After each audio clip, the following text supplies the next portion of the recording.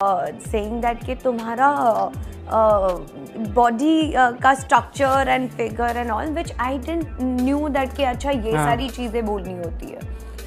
So I said I don't know it. He came to meet me and he kept insisting that we go to my room and chat. And I didn't understand. I was alone. हर साल मुंबई की तरफ एक लंबी line लगती है. इतनी लंबी line कि अपनी मंजिल तक पहुंचना तो छोड़ो, कुछ ही लोग अपनी मंजिल को सिर्फ देख तक पाते हैं. सपनों की इस नगरी में अपना सपना पूरा करने के लिए 50,000 से ज्यादा लोग हीरो बनने के लिए, हीरोइन बनने के लिए, किसी पोस्टर पर मुस्कुराने के लिए, अपनी जिंदगी को बदलने के लिए कुछ भी करने को रेडी रहते हैं. लेकिन अक्सर लोगों के ये सपने सिर्फ सपने बनकर ही रह जाते हैं, क्योंकि बॉलीवुड के कई शिकारी कैमरे के पीछे छुपे जो रहते हैं, जिसमें से एक शिकारी का नाम है कास्टिंग काउच. एक छोटा सा रोल किसी की भी जिंदगी बदल सकता है और यही से शुरू होती है पावर और हैरेसमेंट की गेम. जब एक तरफ स्ट्रगल कर रहा एक्टर होता है, उसकी मजबूरियां होती है, तो दूसरी तरफ हवस के भूखे डायरेक्टर और film maker. Even cinema industry के इस काले और घटिया सच के बारे में सलमान जैसे स्टार तक एक्सेप्ट कर चुके हैं कि yes, casting couch does exist. Megastar Chiranjeevi ji, when they say casting couch does not exist, it's wrong.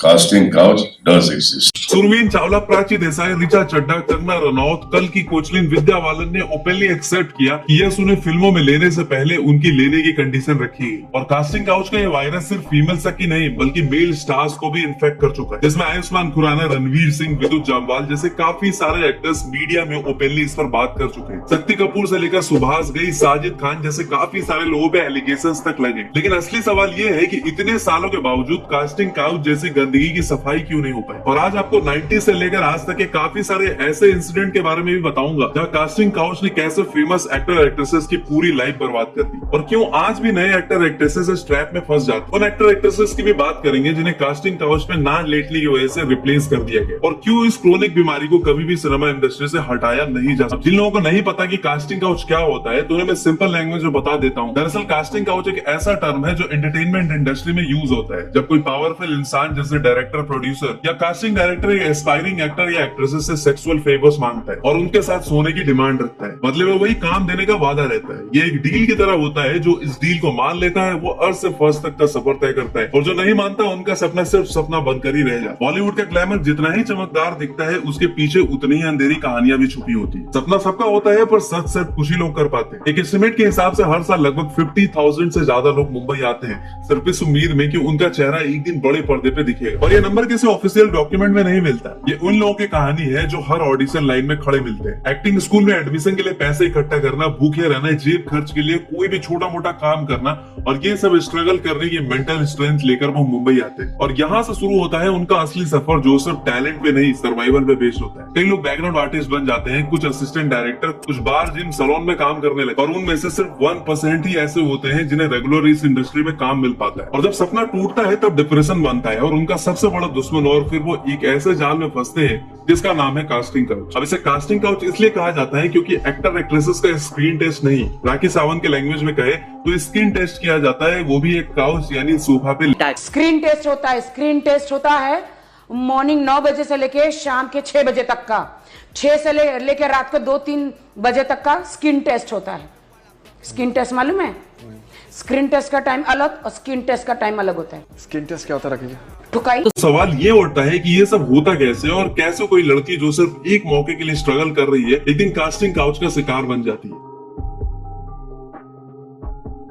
तो जब एक नई लड़की मुंबई आती है तो वो अपना पोर्टफोलियो बनाती है, सोशल मीडिया पे प्रोफाइल्स डालती है, कास्टिंग कॉल्स के ग्रुप ज्वाइन करती है. ये हर नई एक्ट्रेस का पहला स्टेप होता है. बस वही वक्त होता है जब शिकारी की पहचान की जाए और यहाँ से शुरू होता है असली खेल. सबसे पहले मीटिंग कहीं पब्लिक जगह पे होती है जहाँ एक प्रोफेशनल वाइब दी जाती है ताकि लड़की को बिल्कुल भी अनकंफर्टेबल ना लगे. फिर धीरे धीरे जब सब सेट हो जाता है तो बाद में कहा जाता है कि सूट का बजट टाइट है तो मीटिंग अगर घर पे हो जाए तो बेटर हो. सबको प्राइवेसी भी तो चाहिए होती है ताकि वो फ्रीली बात कर सके. और यही मौका है जहाँ आकर नई लड़कियां गलती करती है और जब ये लड़कियां डायरेक्टर के घर पे किसी प्राइवेट लोकेशन पे पहुंचती है तब प्रोफेशनल मीटिंग का दौर खत्म हो चुका होता है और वहाँ सिर्फ एक शिकारी और उसका शिकार होता है. बातें धीरे धीरे पर्सनल होते जाती है. डायरेक्टर या प्रोड्यूसर के शब्द बदलने लगते हैं. तुम्हें पोटेंशियल तो है लेकिन इंडस्ट्री में सर्वाइव करने के लिए कॉम्प्रोमाइज करना पड़ता है और यही शब्द अक्सर इस्तेमाल होते हैं. ये एक ऐसा जाल होता है, इतनी चतुराई से बुना जाता है कि एस्पायरिंग एक्ट्रेसेस को समझ नहीं आता है कि वो कब इसमें फंस गई. कोई कहता है कि बस एक छोटी सी पार्टी में इम्प्रेस करना है तो कोई कहता है कि तुम्हें रोल के लिए थोड़ी सी बोल्डनेस दिखानी होगी। और ये सब सुनने में प्रोफेशनल लगता है, लेकिन इनका असली मतलब कुछ और ही होता है। और अगर लड़की इनसे इनकार करती है तो उसका सपना वहीं पे खत्म हो जाता है और उससे कहा जाता है कि तुम इंडस्ट्री के लिए बिल्कुल भी फिट नहीं हो या फिर तुम्हें अभी और स्ट्रगल करना पड़ेगा। और जो हाँ कह देती है उनके लिए एक लंबी सड़क की शुरुआत होती है, एक ऐसी सड़क जो शायद उन्हें एक छोटा सा रोल दिला दे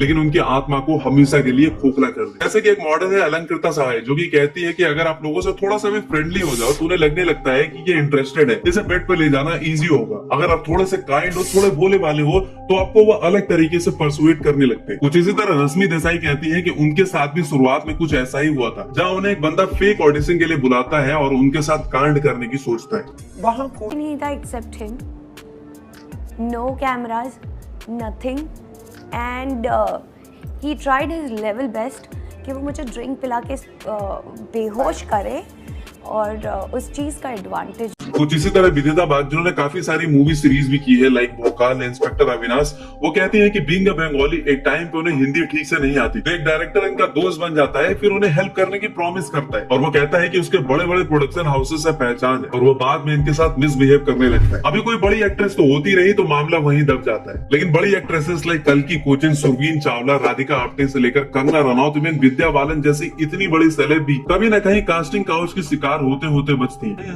He came to meet me and he kept insisting that we go to my room and chat, and I didn't understand. I was alone. Yeah, uncomfortable. So so we were in the coffee shop chatting, and then he kept insisting we go to the room. But I did a very smart thing. When we went to the room, I left the door open, and then he knew that the only way for him. Chitrangada Singh को बाबू मोशाई बंदूकबाज के set पे indirectly sexually harass किया जाता है और वो director कुशल नंदी के लिए कहती हैं कि वो सेट पे कुछ भी वल्गर बातें किया करता और उन्हें नवाजुद्दीन के साथ बार बार 7 सेकंड का किसिंग सीन करने के लिए मजबूर करता। इस तरह के इंटीमेट सीन्स को शॉर्ट करने के बाद जानबूझ के डायरेक्टर कुशल नंदी उन्हें फिर से वही सीन शूट करने को कहता है, वो भी पेटीकोट में। मतलब अलग अलग तरीके से उन्हें हैरेस करने की कोशिश की जाती, जिसकी वजह से उन्हें वो फिल्म छोड़नी पड़ती है और उन्हें डायरेक्टर का कोई कॉल भी नहीं आता। देखो, कहने के लिए तो कह सकते हैं कि स्क्रिप्ट की डिमांड थी, बट चित्रांगदा के अकॉर्डिंग उन्हें जानबूझकर परेशान किया जा रहा। अब देखो, ये कोई नई कहानी नहीं है, बॉलीवुड के उस अंधेरे कोने की हकीकत है जिसे कास्टिंग काउच कहते हैं। अब जैसा कि मैंने बताया कि ये सिर्फ नई लड़कियों के साथ नहीं होता और सिर्फ एक्ट्रेसेस के साथ ही नहीं होता, कई बार तो मेल एक्टर्स भी इसका शिकार बनते हैं। जैसे कि रणवीर सिंह जो कहते हैं कि उन्हें भी एक टाइम पे मैनिपुलेट किए जाने की पूरी कोशिश की गई थी।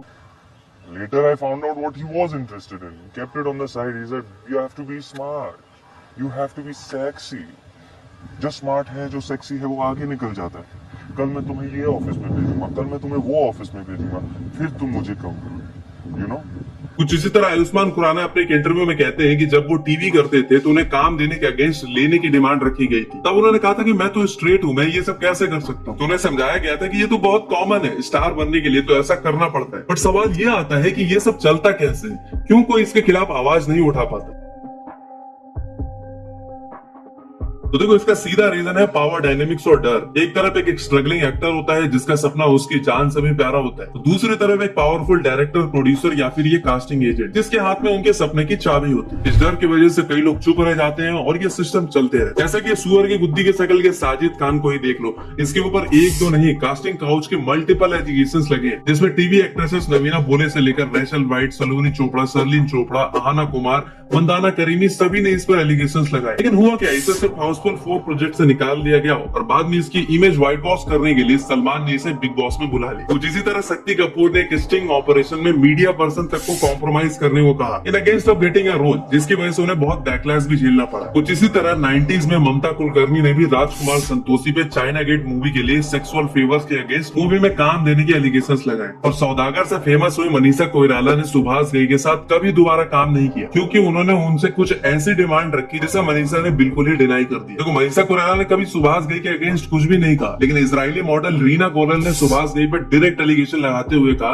कि Subhash Ghai tried to take her to his bedroom under the pretext of discussing work. और बॉलीवुड में कोई भी ऐसा डायरेक्टर या बड़ा सुपरस्टार नहीं है जिसने ये सब नहीं किया। इवन सिद्धार्थ मल्होत्रा को ही ले लो, इनके लिए ऐसी रूमर आती है कि वो करण जौहर के चहेते हैं क्योंकि वो उन्हें देते हैं। बात सामने नहीं आती, मगर सबने ये सब किया है क्योंकि रोल चाहिए तो बिस्तर पे तो सोना ही पड़ेगा। हाँ, लेकिन ये उन लोगों के साथ बिल्कुल नहीं होता जो पहले से इंडस्ट्री में एस्टेब्लिश है या किसी एक्टर एक्टर या डायरेक्टर के बेटे हैं, उन्हें रोल आराम से मिल जाता है और उनका करियर भी आराम से बन जाता है, चाहे उन्हें एक्टिंग आती हो या फिर ना। तनुजा चंद्रा वाला केस तो आपको याद ही होगा। एक जानी माने डायरेक्टर ने खुद एक इंटरव्यू में बताया था कि जब वो इंडस्ट्री में नहीं थी तो उन्हें भी इनडायरेक्ट तरीके से कास्टिंग काउच का सामना करना पड़ा। उन्होंने बताया था कि कई प्रोड्यूसर्स उन्हें ऐसे रोल्स के लिए अप्रोच करते थे, मतलब वो कितनी ज्यादा बोल्ड सीन्स कर सकती है, मगर तनुजा ने ये सब करने से मना कर दिया और अपने टैलेंट के दम पर अपना नाम बनाया। लेकिन उन्होंने ये भी कहा कि हर किसी के पास इतनी हिम्मत या रिसोर्सेस नहीं होती। एक्ट्रेस पायल रोहतगी ने तो ओपनली एक फेमस डायरेक्टर के खिलाफ आवाज उठाई। उन्होंने कहा कि उन्हें एक फिल्म के लिए रोल तो ऑफर मिला, लेकिन बदले में उन्हें डायरेक्टर के साथ प्राइवेट मीटिंग्स अटेंड करने को कहा गया। पायल ने इसके खिलाफ सोशल मीडिया और इंटरव्यू में बात, लेकिन इंडस्ट्री ने उन्हें ज्यादा सपोर्ट नहीं दिया। उनका करियर भी इसके बाद स्ट्रगल करने लगा, जो ये दिखाता है कि इंडस्ट्री में सच बोलने की कीमत क्या होती है। कंगना रनौत जो बॉलीवुड की टॉप एक्ट्रेसेस में से एक है, उन्होंने कई बार कास्टिंग काउच के खिलाफ आवाज उठाई है। उन्होंने बताया कि जब वो इंडस्ट्री में नहीं थी तो उन्हें भी ऐसे प्रपोजल्स मिले थे जिन्हें उन्हें कॉम्प्रोमाइज करने को कहा गया। कंगना ने एक इंटरव्यू में मुझे कहा गया था कि अगर मैं बड़े प्रोड्यूसर के साथ एडजस्ट करूंगी तो मुझे बड़े रोल्स मिलेंगे, और यहाँ एडजस्ट करने का सीधा मतलब है कि तुम्हें हमारे साथ सोना पड़ेगा। 2018 में जब मी टू मूवमेंट इंडिया में आया तो बॉलीवुड के अंदर एक तूफान उठा। कई एक्ट्रेसेस और एक्टर ने अपने अपने एक्सपीरियंसेस शेयर किए। तनुश्री दत्ता ने नाना पाटेकर और एक फिल्म के डायरेक्टर पर सेक्सुअल हैरेसमेंट के आरोप लगाए। उन्होंने कहा कि एक फिल्म के सेट पर उन्हें अनकंफर्टेबल सिचुएशन से गुजरना पड़ा, और जब उन्होंने इसका विरोध किया तो उन्हें इंडस्ट्री से ऑलमोस्ट बॉयकॉट कर दिया। इस मूवमेंट में और भी नाम आए, जैसे कि विकास बैल, साजिद खान और आलोक नाथ, जिन्होंने अपने पावर का गलत इस्तेमाल किया।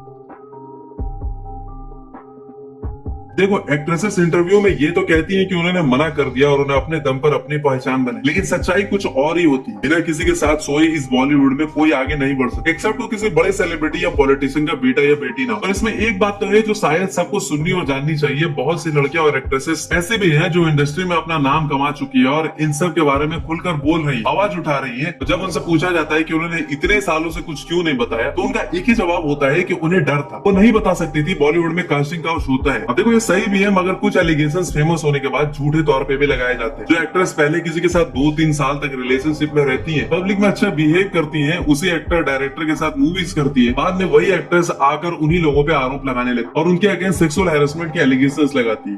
पर सिक्के के देखो हमेशा दो पहलू होते हैं। अगर कोई मजबूरी को खरीद रहा है तो आप भी उसे बेच तो रहे हैं ना। आपके लिए आपकी इज्जत सबसे बढ़कर होनी चाहिए, ना कि पैसा। बहुत सी एक्ट्रेस आज मीडिया में आकर इसी में बात करने का रोना रो देती है कि हमारा कोई नहीं था, दबाव था, हमारे साथ ये सब हुआ, मगर बाद में फिर हमें अपने दम पर पहचान बनाई। जब आपने बाद में अपने ही दम पे पहचान बनाई तो आपने शुरू में ही ये सारी चीजें क्यों नहीं? और जब पहचान अपने ही दम पे बनाना था तो किसी की अननेसेसरी डिमांड्स को ही क्यों पूरा किया? तो देखो, ये इंडस्ट्री ऐसी ही है जहाँ बहुत से राज दबे हुए हैं और आज तक कभी बाहर नहीं है और ना ही शायद आएंगे भी। बहुत सी न्यू एक्ट्रेसेस और लड़कियां खुद को अपनी मर्जी से रोल पाने के लिए ये सब करती है, और मैं तो कहूंगा कि कई बार खुशी खुशी करती है, मगर जब ये सब अपने करियर में सक्सेस हो जाती है तो अपनी झूठी स्ट्रगल स्टोरी सुनाकर सिंपैथी लेती है और किसी पर भी इल्जाम लगा देती है। और ये बस आजकल फिल्म इंडस्ट्री में नहीं बल्कि टीवी इंडस्ट्री में भी बहुत होता है, और ये कल्चर शायद कभी खत्म नहीं होगा, क्योंकि जब लोग सपनों को खुद से बड़ा समझने लगते हैं तो नहीं सोचते कि क्या कीमत चुकाई जा रही है, और वो बस उन सपनों को देखते हैं, सक्सेस के महंगे महंगे ख्वाब जिन्हें पूरा करने के लिए वो कुछ भी कर सकते। और यहीं से जन्म लेता है कास्टिंग काउच जैसा वर्ड। तो ये था हमारा आज का वीडियो। आई होप कि हमारा वीडियो आपको पसंद आया होगा। तो देखो, इस तरह की वीडियोस बनाने में हमारा काफी एफर्ट एंड पैसा जाता है, तो भाई अब वीडियो को as much as possible like करो, दोस्तों के साथ शेयर करो, जिससे कि वीडियो के रीच बढ़े और इस तरह की वीडियोस आपके लिए लाते रहे। तो मिलते हैं अगली